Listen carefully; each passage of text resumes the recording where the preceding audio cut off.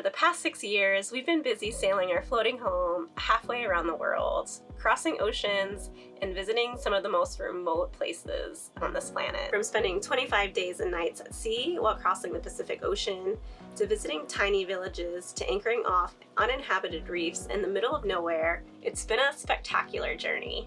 But getting to all these places and being able to stay in them indefinitely comes with some challenges. In many of the places we visit, there are no marinas, no electrical grid, and no running water taps. To survive out here, we must be completely self-sufficient. Everything we need to live, sail, and stay safe and comfortable, we have to maintain and manage ourselves. We have a lot of systems on board One Life to make this happen, but the backbone of it all is our electrical system. And the heart of that system is the batteries.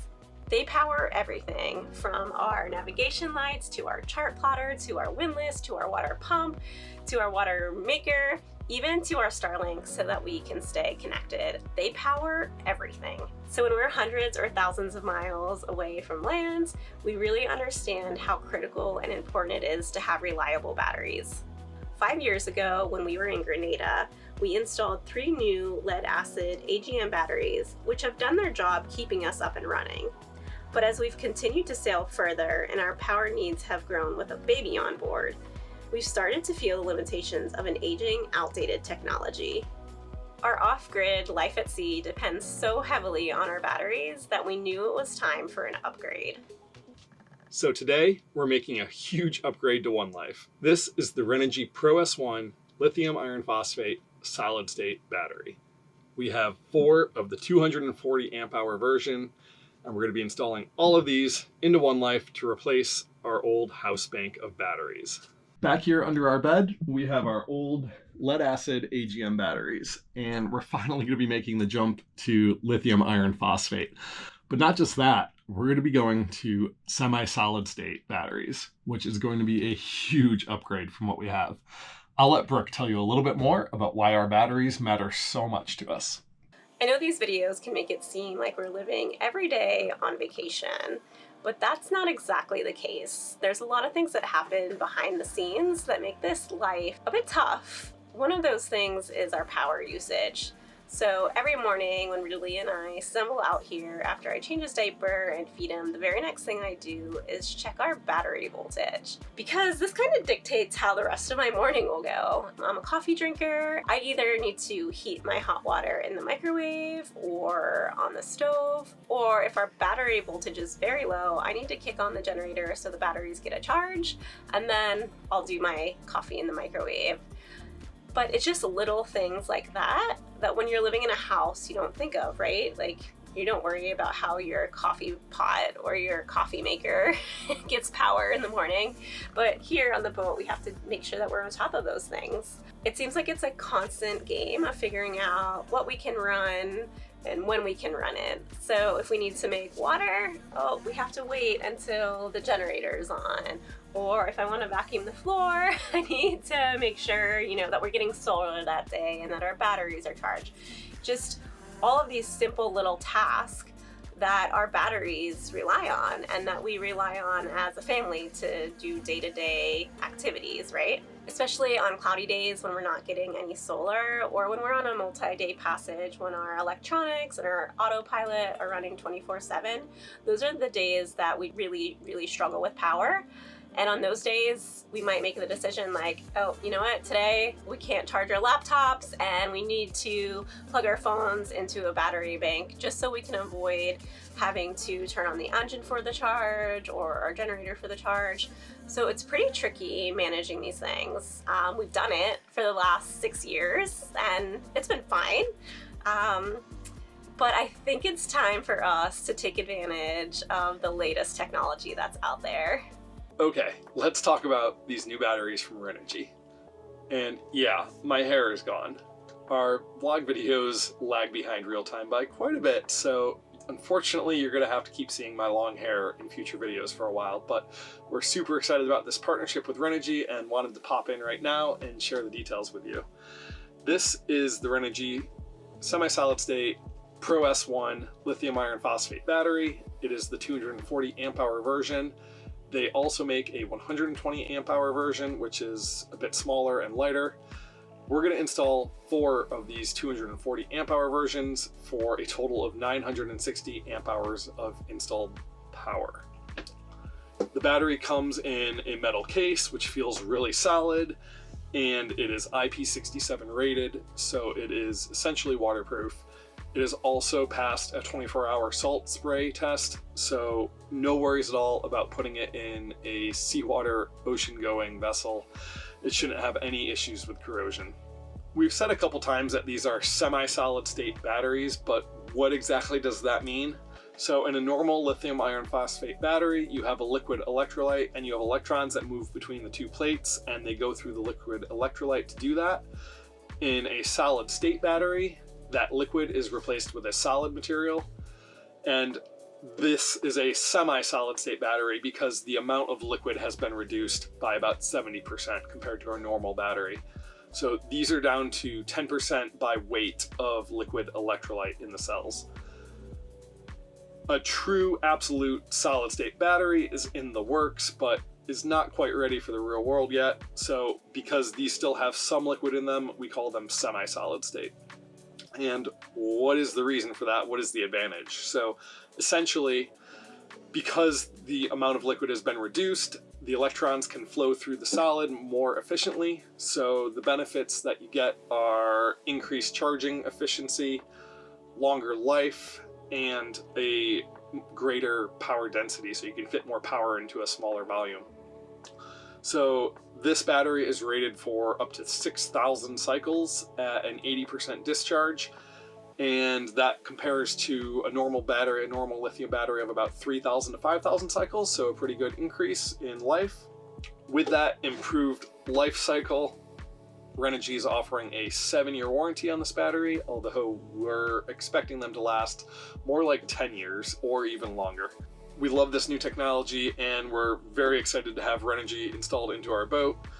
Renogy has been supporting the DIY community for over 15 years with trusted energy solutions, and whether it's batteries, solar panels, or a complete off-grid system, Renogy has been providing safe, reliable options, whether it be a boat, a van, or an off-grid cabin. So it's a trusted name, and we're happy to have it installed in our boat.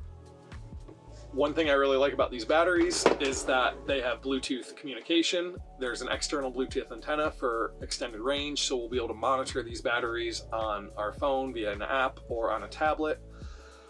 And another really nice feature is that there are 2 CAN bus communication ports on the battery there that will allow us to connect the batteries together so that they can communicate to each other. So there won't be any worries once we wire these in parallel about one battery not sharing the load evenly or not charging evenly, since they'll all be communicating to each other and making sure that they stay evenly charged and evenly balanced.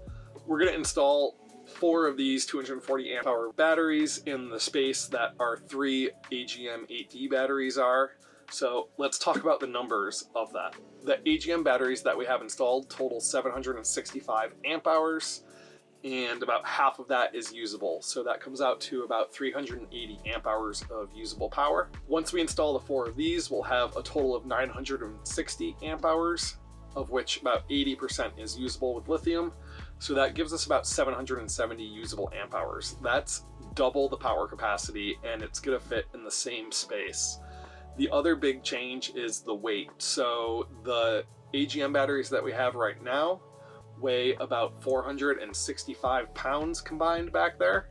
And then when we put in 4 of these, they'll weigh about 225 pounds. So it's about half the weight, double the power density in the same space. That's just incredible. Okay, we've got a lot to do to get these installed. We need to remove the old batteries, mount these in their place, and then make new battery cables, connect new fuses, new bus bars, a battery switch, and then we need to reprogram all of our chargers for the correct profile for these. There's nothing special about these being semi-solid state, so the charge parameters are the same for any lithium iron phosphate battery, but we need to go through and take our inverter charger, our solar controller, and our alternator controller and make sure that they're all set up properly for these new batteries versus the AGM settings that they have now. We'll also be adding a alternator protection module to our alternator so that if we have a BMS shutdown, the alternator will be protected. And yeah, a lot to go. So let's get to work.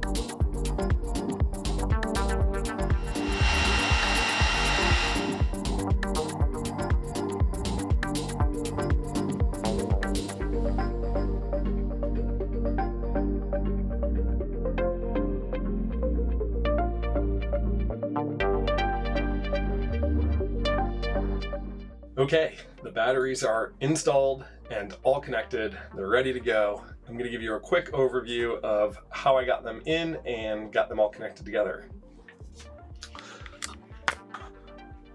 So we have 1, 2, 3, 4 batteries, and they're all installed using the mount down screws and the brackets that are supplied by Renogy. On each battery positive terminal, there is a 250 amp battery mounted fuse.